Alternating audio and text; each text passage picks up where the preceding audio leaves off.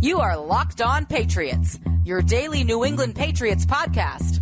Part of the Locked On Podcast Network, your team every day.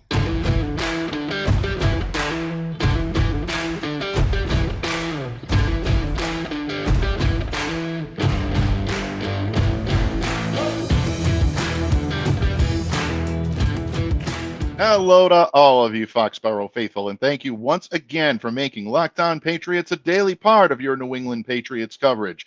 Not only is Locked On Patriots a proud part of the Locked On Podcast Network, your team every day, we are also free and available on all platforms, so make sure to smash that subscribe button on YouTube or download and follow wherever you get your podcasts to ensure that you get the latest episode as soon as it's available.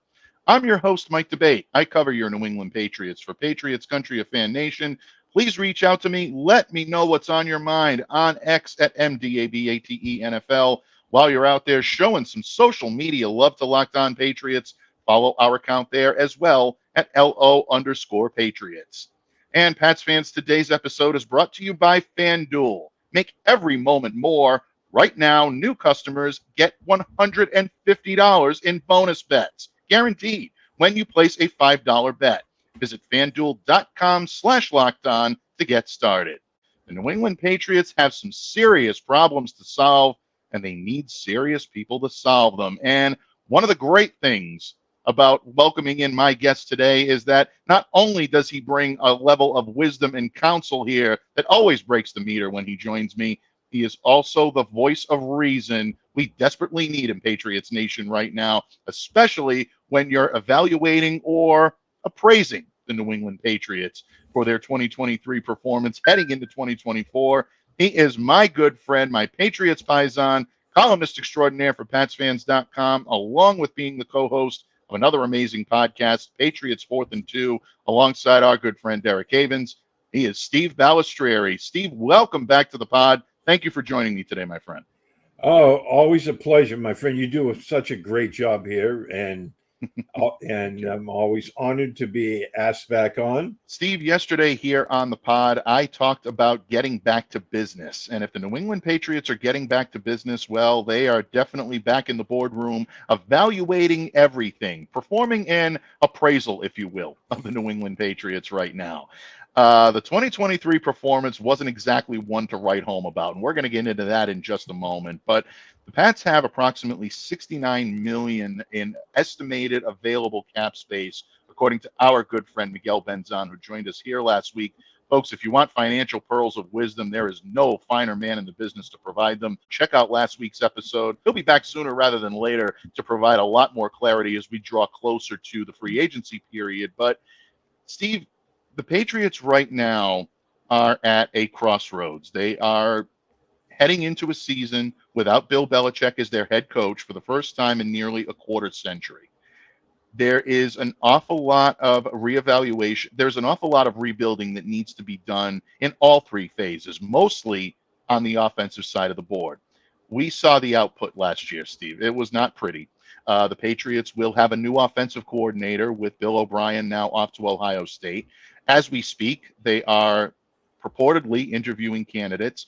Nick Caley, gentleman we know well, a former tight ends coach here with the New England Patriots. He's interviewing for the offensive coordinator position, as is his colleague with the Los Angeles Rams, Zach Robinson. And, of course, we found out last night, Dan Pitcher, the quarterback's coach for the Cincinnati Bengals, did a phenomenal job helping to bring along not only Joe Burrow, but also navigating them through that injury and the difficulties that they had there. Steve, when you look at what the Patriots are going to do, and they're going to obviously have a new offensive direction next year, you can't really get to where you're going without knowing where you've been. And that means knowing the right people to keep in place. When you look at the offense from start to finish, we like to end on a high note, so let's start with the bad. Where are the areas that the Patriots absolutely need to tear down and rebuild heading into 2024? Well, I think it starts with the offensive line because, we were talking about that all season long. I think you could have an Aaron Rodgers there behind center. And with the troubles of the offensive line, he would have struggled. I mean, I think anyone would have because they just weren't good enough. They weren't opening holes in the running game, and they didn't pass protect nearly well enough. So I think everything starts with the offensive line. Next, you do need a quarterback. I think, we've seen both of the quarterbacks struggle. I think Mac Jones's confidence is broken right now. Whether or not he can be, I guess, reinvigorated either here or somewhere else remains to be seen. And, wide receiver, they just aren't good enough.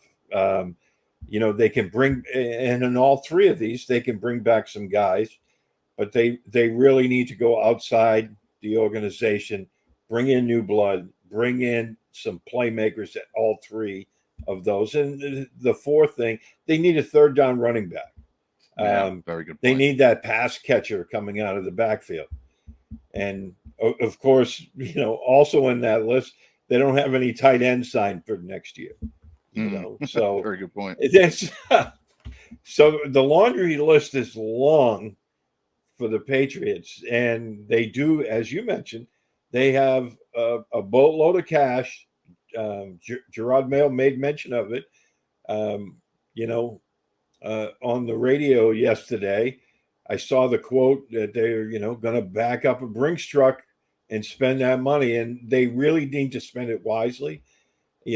Between free agency and the draft, and they need to make some splashes, and that's where you start, right?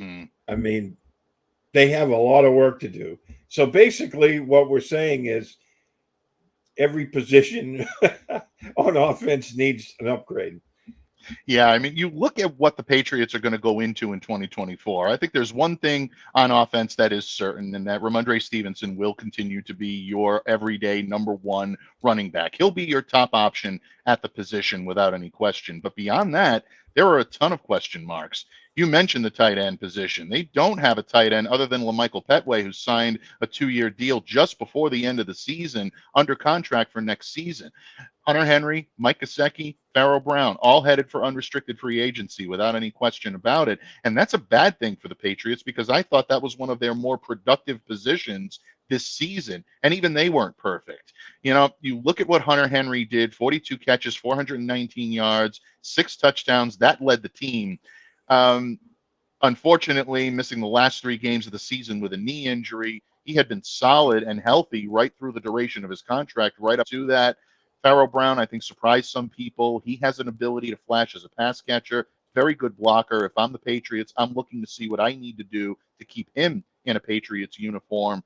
Ezekiel Elliott is someone that I've been very vocal I'd love to see come back, but I think he's going to get a more lucrative deal elsewhere. The Patriots can work out a deal with him, and he's willing to come back for 85 or 90 cents on the dollar. I think you do that in that situation, because I think he does provide you with a solid complement to Ramondre's running style. The receivers, Murph and I talked a lot about the receivers yesterday, folks, when we talked about potential targets in the draft. Free agency, I think, is going to be rough. I would love to see Kendrick Bourne come back. He was one of their more productive guys this year. The team wants to build around Pop Douglas and keep that going. But when you look at Juju Smith-Schuster, when you look at Devontae Parker, there are financial hits that the Patriots would have to take in order to part ways with them. I don't necessarily see them doing that. So you're probably looking at a logjam of talent that you're going to have to extract from to see who's salvageable and who's not. Those are the positions right now where there's some work to do. The positions right now where there's a lot of work to do involve the offensive line and involve the quarterback position. Quarterback maybe more so than anything else, Steve. I mean, I don't think there's either a franchise quarterback or a serviceable 17-game starter on this roster right now, which means the Patriots have to go out either in free agency or through the number 3 pick in the draft to get the guy that's going to lead them this season. That's going to tell you a lot about what their offseason plans are. So that, to me, is probably a big priority. And then the offensive line. What are you going to do with the tackle positions? Trent Brown, is that relationship salvageable now that Bill Belichick is gone and Jerod Mayo is here? Maybe Trent comes back on a reduced deal. He had a pretty good season when he was healthy and when he was locked in and on the field. And then you've got the other side. What happens with Michael Wayno? A lot of reports out there right now, Steve, are not optimistic about bringing back Michael Wenu. I know that the Patriots would love to have him back, but it's going to have to be at a mutually agreed price. That could be a problematic situation as well. So, my friend, that's my evaluation. If you were grading the Patriots or appraising the Patriots, we'll stick with the letter grades because you are the professor here on Locked On Patriots, and I'm not going to take that title away from you. What would you grade the Patriots offense if you're handing an evaluation sheet to new head coach Jerod Mayo? How would you appraise this team? How would you grade them? Quarterbacks, D-. Running back, B-. Mm-hmm. I think they should bring back Ezekiel Elliott if they can come to an agreement. I thought he was really good this year. And imagine how good he would have been if they had any kind of blocking for him. That's why I believe that, Ramondre Stevenson with an improved offensive line this year is going to have a big season. Wide receivers, D. Tight ends, incomplete. And offensive line, D-. So we're looking at a really important rebuild this year. And they might not be able to get it all done, in year one because the task is daunting. But I saw the reports that they're worried that a Wenu is going to be priced out of their range. When I look at it, I was like, you might have to bite the bullet and pay him because your tackle position was so important and it didn't come through last year.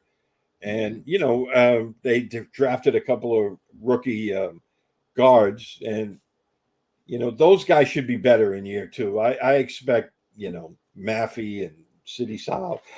I think they'll be better in year two. They'll be more prepared, for the rigors of the NFL. And I wouldn't be surprised if Jake Andrews starts getting more play. David Andrews is, he's getting up there in years. He's still solid. I'm not saying that he's bad, but, it's just, you have to spend the money this year. And if they have to bite the bullet with a Wenu and then draft or sign another free agent, left tackle, then so be it. I mean, you have to protect the guy that's back there, and they didn't do a good enough job of that. Absolutely. If they're going to draft a quarterback or sign, maybe a franchise guy like a Kirk Cousins, well, then, with your third pick in the draft, then you might be able to go, for Alt, who's considered the best tackle in the draft, or Marvin Harrison. And all of a sudden, things aren't looking as bad. It's all going to depend on how that goes. I know there's been reports that the Bears are going to draft a quarterback with Caleb Williams, number one. If they do indeed do that, then, Justin Fields is available with the trade. Now, that would drastically change how the offense would run. But, maybe they can pick up a guy like him in free agency and then draft a quarterback later to develop. There's so many variables. And, I mean, the offense is really in need of a complete retool. Yeah, I'm glad that you mentioned what the Patriots might do and who they might target, because to me, it brings it back full circle as to who they're going to bring in as their offensive coordinator. Right now, Steve, the three names that we mentioned to kick off the segment today, in obviously Dan Pitcher, who I think is a little bit of a long shot. I think he ends up staying in Cincinnati, just my gut reaction. But Patriots are scheduled to have a Zoom conference with him, folks, so keep a sharp eye on that. But Nick Caley, definitely someone who spent time here in New England, knows the roster, knows a few of these guys on the team and their capabilities, but also has that knowledge of that McVay pseudo Shanahan type offense where the outside zone becomes a little bit more of your bread and butter in terms of running. And then, of course, you've got Zach Robinson, who I know is the hot name right now that everybody's looking at. Zach is a very talented coach, and he's a very good young talented coach, folks. an opportunity there for the Patriots. He may be one of the best names on that list. So keep a sharp eye on all of those, because that's going to give you a lot of telltale that the Patriots may be looking to incorporate that new style West Coast zone that the Patriots tried a couple of years ago, but just didn't have the right guys to teach it, and they didn't have the right personnel to run it. This year, I think Jerod Mayo is determined that if they're going to implement that, they're going to have both in place. So Steve, absolutely spot on when it comes to the offense. A lot of problems, folks. And again, the Patriots have their work cut out for them. But on the opposite side of the ball, folks, the Patriots actually do have a pretty nice foundation built for themselves. The Patriots defense did some great things in 2023. How can they build on that? Who do they need to keep in Foxborough in order to keep that going? And who's going to be leading this defense this year? Steve and I are going to put our evaluation and our appraisal of the Patriots defense on the table when this episode of the Locked On Patriots podcast continues, a proud part of the Locked On Podcast Network, your team every day. Locked On listeners, the NFL regular season has wrapped up, but there is still time to get in on the action with FanDuel, America's #1 sportsbook, because right now, new customers get $150 in bonus bets guaranteed when you place a $5 bet. That's $150 in bonus bets, win or lose. The app is so easy to use, and there are so many different ways to bet, like live same-game parlays. Find bets in the new Explore tab. Make a parlay in the Parlay Hub, the best way to find popular parlays, and more. So visit FanDuel.com/lockedon and make your first bet a layup. FanDuel, official partner of the NFL. Patriots fans, thank you once again for joining us here today on Locked On Patriots, spending time with us here on your Tuesday, and it is Patriots Appraisal Day. That's right, great reports coming out and taking a look at the Patriots' 3 phases and finding out what needs to be fixed, what can be salvaged, so that way the Pats can move forward into a new era under the 15th head coach in franchise history, Jerod Mayo. And joining me today is the man with the wisdom, the counsel, and the level-headed reason to make these types of decisions, my good friend and Patriots paisan, Steve Balestrieri. Steve, we've been talking a lot about the offense, and anybody that's been listening for the last couple of minutes knows that we're not too high on the offensive output from last year for the New England Patriots. I think we have a lot of company in that regard. I don't think there are too many people that are throwing bouquets at the Patriots' offensive output in 2023. But if we're talking defense, there definitely is a lot of salvageable content that the Patriots can look at with this defense and the job that they've done. I thought they performed surprisingly well under the circumstances. Even though this team finished 4-13, they still finished 7th in overall defense. They were one of the top 5 teams in run defense this year. And the Patriots want to try to keep some of that success intact. Now, Jerod Mayo was a big part of that. He was acting along with Steve Balestrieri as the de facto defensive coordinator, and his steady hand was really a guiding force. So the Patriots now have to replace that type of voice, that position. And we've heard a lot of names of guys that may come in either from internally within the organization or externally. DeMarcus Covington, obviously, I think heads the list. He would be my pick. But again, folks, that's just my personal preference. That's my opinion. There are a lot of qualified names on this list. Christian Parker, possibly coming in from the Broncos.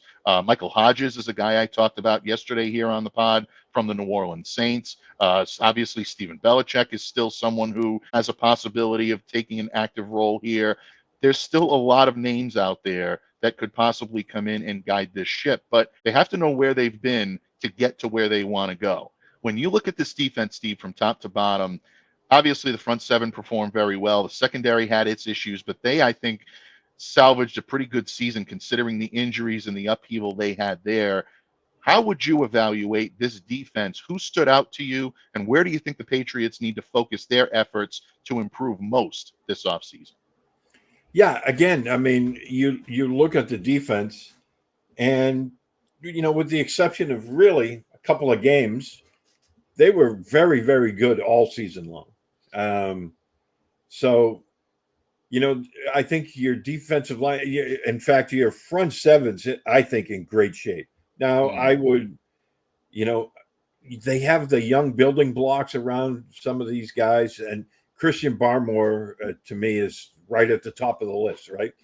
I Mhm. think around mid-season, the light was really coming on from him. He was getting healthy, and you saw that in his play. I think he has the ability to be a dominant kind of defensive lineman in the interior.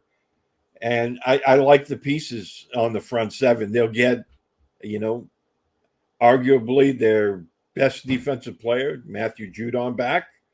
And he's by far their best pass rusher. But some of the other young guys out there, I thought Mac Wilson, after the injury set in, he played very well. Anthony Jennings, I thought, was incredible as a run defender. He was tied for the most run stops with Max Crosby. Tied for, I think, second or third, with tackles for loss with Khalil Mack. You're talking some really good company there. Absolutely. So I'm looking at the front seven and being in really, really good shape. Not that they can't add to it, but that can be done, probably in free agency, pick up some role players. The secondary, obviously getting Christian Gonzalez back will be huge. Yeah. I think they, with Jonathan Jones, Marcus will be coming back. They could use another cornerback that they can depend on because they had injuries and whatnot there. And then you have to make the decision at safety. Are you going to bring back Kyle Duggar? Because with the ascension of Jabril Peppers, did they break the bank for Kyle Duggar? Although I love the player, but could that money be better spent on a free safety? That's a question that they'll have to ask. But overall, I think the defense is in really good shape because they'll get guys back, and that's those will be additions right away to an already solid defense. And the defense just needs tweaking, in my opinion.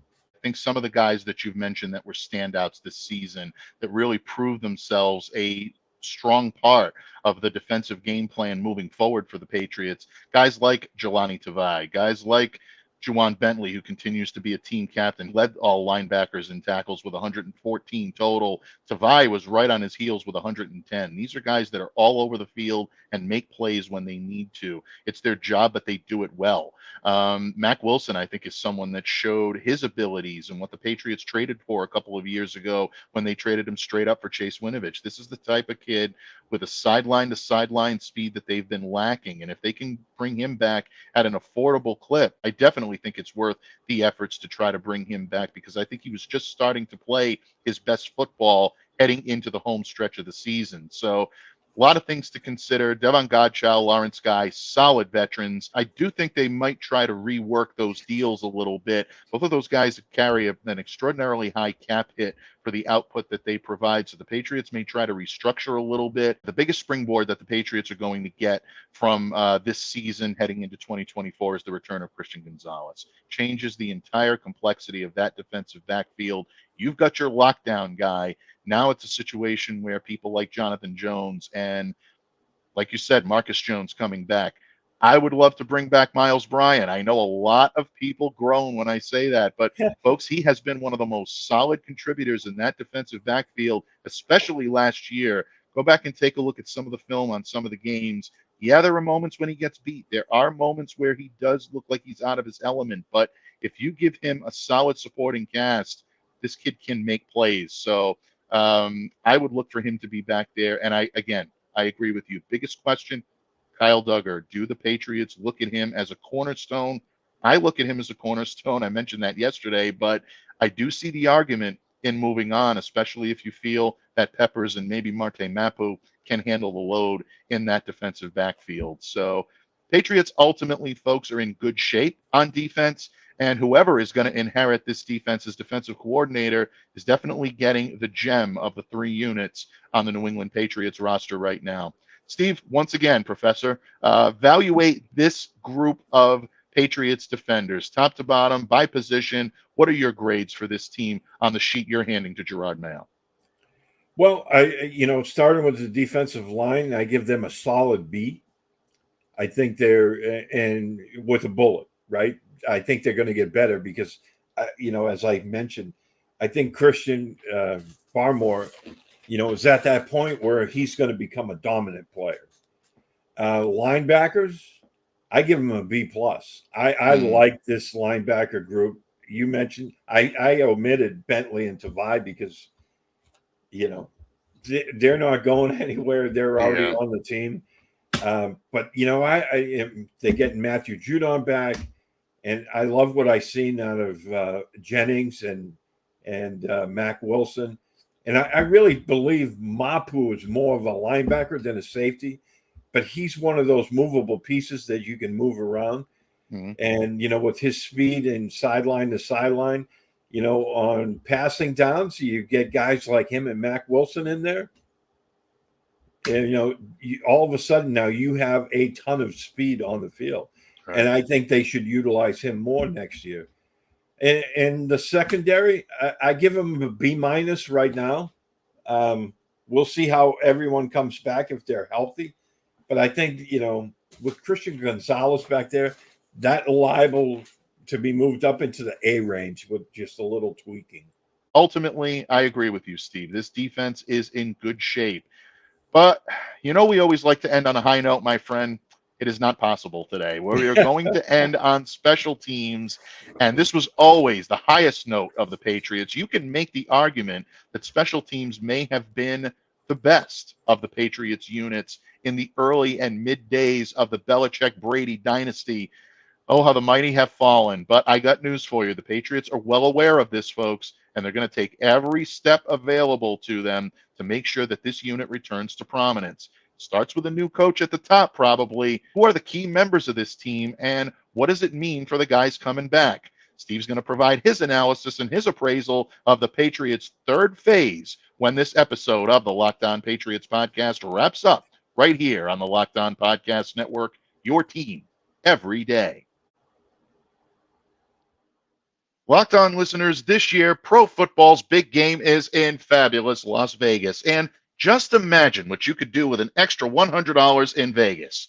Maybe buy yourself a great dinner, or maybe let it all ride on red to honor those New England throwbacks, which in my humble opinion are the best looking uniforms in the league, and there's not even a close second. Well, you can make that happen with Gametime, the fast and easy way to buy tickets for all the sports, music, comedy, and theater events near you.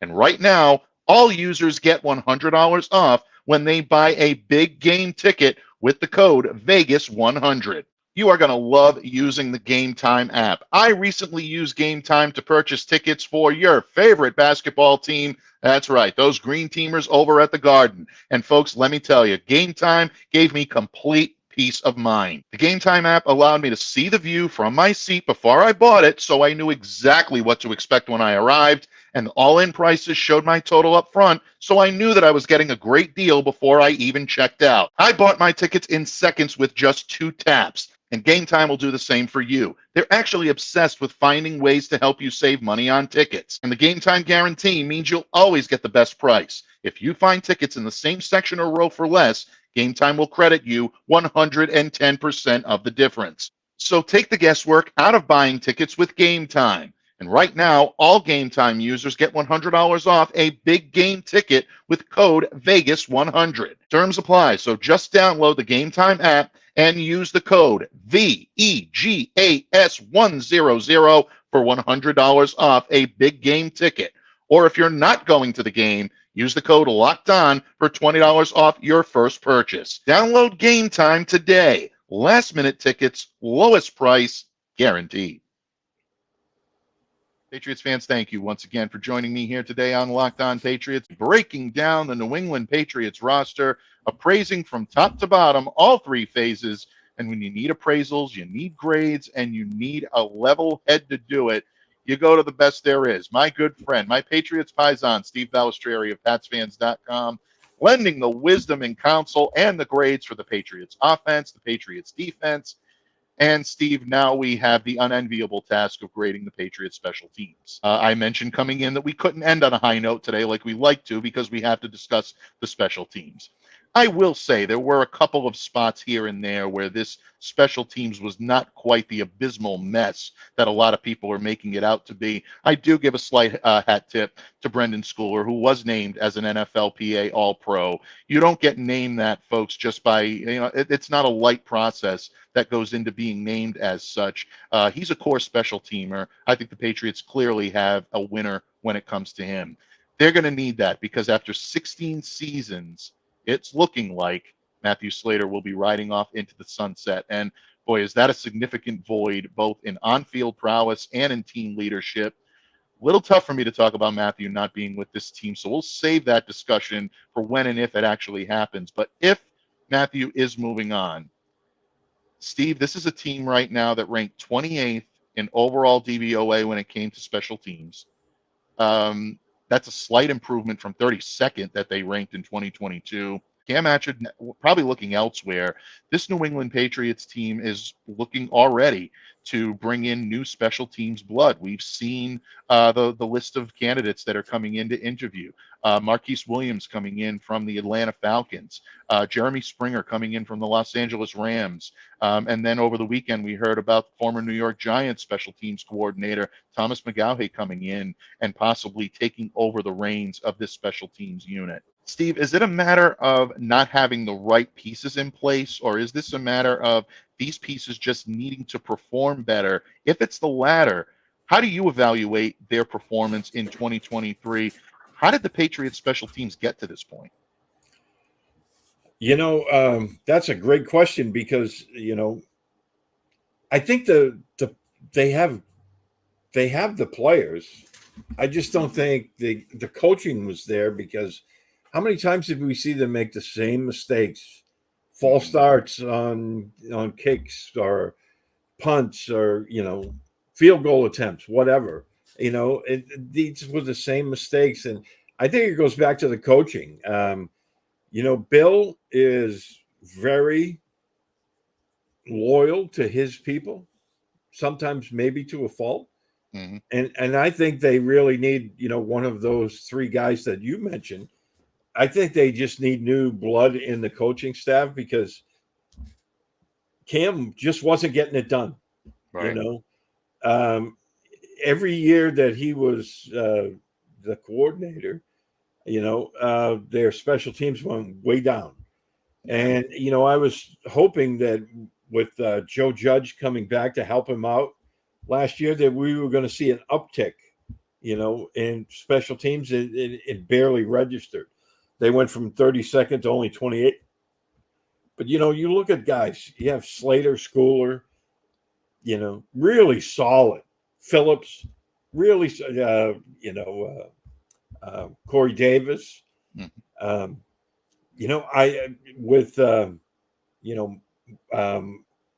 Marcus coming back to return kicks. I think, Jalen Reagor showed he has ability in that. So the pieces are all there. No one spent as much money or time in practice working with the special teams than the Patriots did. I just think they need a change at the top with their leadership. I thought, they were absolutely horrible last year. Now, some of that, we had a rookie kicker, on the slate this year, and he struggled mightily. I just think, they need to give him the offseason and say, look, you're still the guy, but we're going to bring in competition.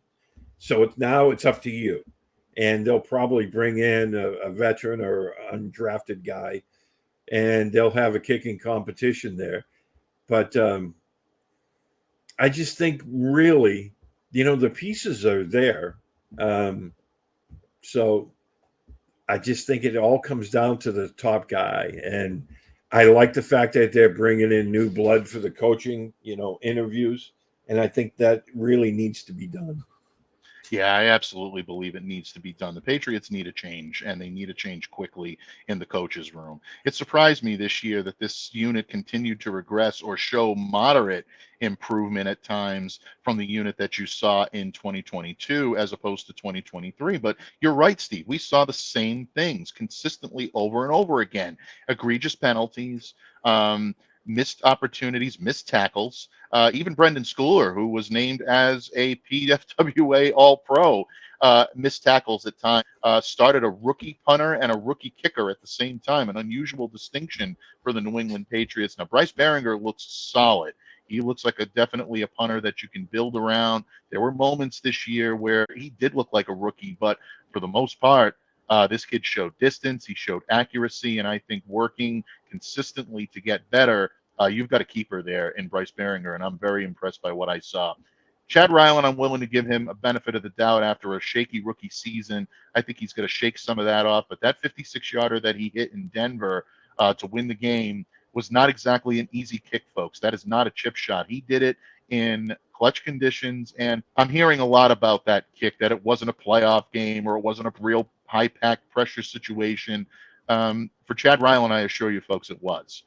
This was probably the biggest kick that he had ever kicked to date at that point, and he made it. So give him the benefit of the doubt to see what happens next season. He deserves one more season to see what we've got there. The Patriots special teams unit has some work to do without any question, and I think it starts with fundamentals. I think it starts with these guys being properly coached, properly prepared, and being in the right place at the right time. If it wasn't for Brendan Schooler's heads-up block against the Miami Dolphins, which was the highlight of the special teams unit for the year, yeah, I think my grade might be a failure on this unit for 2024. I think that may help keep their head above water just slightly. But Professor, what would you say for this special teams unit? How would you grade them out? D-, another D-. And, that we're not used to saying things like that. It's true. In terms of Patriot positional Feels groups, weird, yeah. Yeah. But it is what it is. And they earned that. So, yeah, but they have. One thing to keep in mind about Chad Ryland, and I'm not comparing him with the player I'm going to mention, Adam Vinatieri's, excuse me, rookie season, he struggled mightily too. And we all know how that turned out. Now, I'm not saying that Chad Ryland's going to be Adam Vinatieri. Okay. So, put the torches and pitchforks away, folks.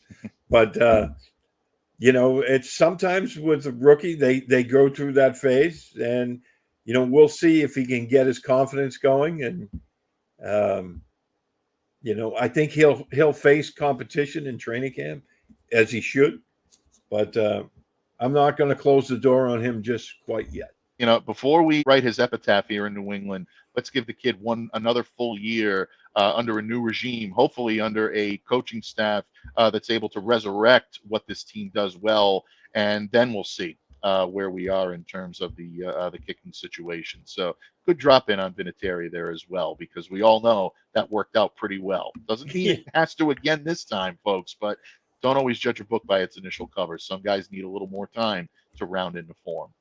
Well, you know who doesn't need time to round into form? Our professor here. He has provided the grade sheet. The appraisal is in. The evaluation has been complete. And now Jerod Mayo can get to business in Foxborough. Steve, thank you for helping the Patriots get there. Thank you for choosing our platform here to be able to lend your wisdom and counsel. Bud, what can I say? I thank you for always taking time out and joining me here. It's an honor and a privilege to talk football with you. Before I let you go, Bud, please let everyone know where they can interact with you, reach out to you, and what you got cooking in the Balestrieri kitchen there from your great pen and great voice. Well, the kitchen is going to be busy because, we have a lot of food on the agenda. So, but in the writing format, I write for PatsFans.com, as you mentioned. I'm on Twitter at SteveB7SofG, also on Facebook. So, Derek Havens and I will be recording a podcast tomorrow. We're going to be talking about much of the same things you and I just discussed, and now Gillette Stadium is, no longer the, stomping grounds of Bill and Tom Brady. It's now Jerod Mayo's area, which I call Area 51. I love it.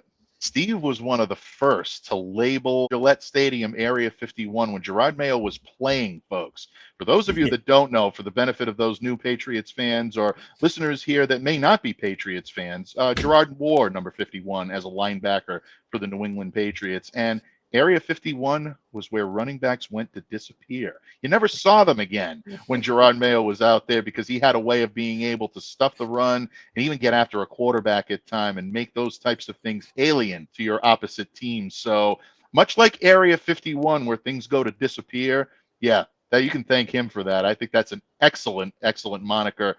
And folks, I'm really surprised that did not take off as much as it should have, in my opinion. One of the best play on words I've heard in quite some time. Tip of the cap, my friend. You deserve that, and that is great. I love it. I always loved it right from the moment I read it, and I still do to this day. So on that note, folks, we are not going to Area 51 here on Locked On Patriots. We are staying right here. So I encourage you to stay locked in to Locked On Patriots. And on behalf of my good friend Steve Balestrieri, I'm Mike Debate, reminding you all to stay safe and to stay well and to be the change you wish to see in the world. We'll see you back here again tomorrow on Locked On Patriots.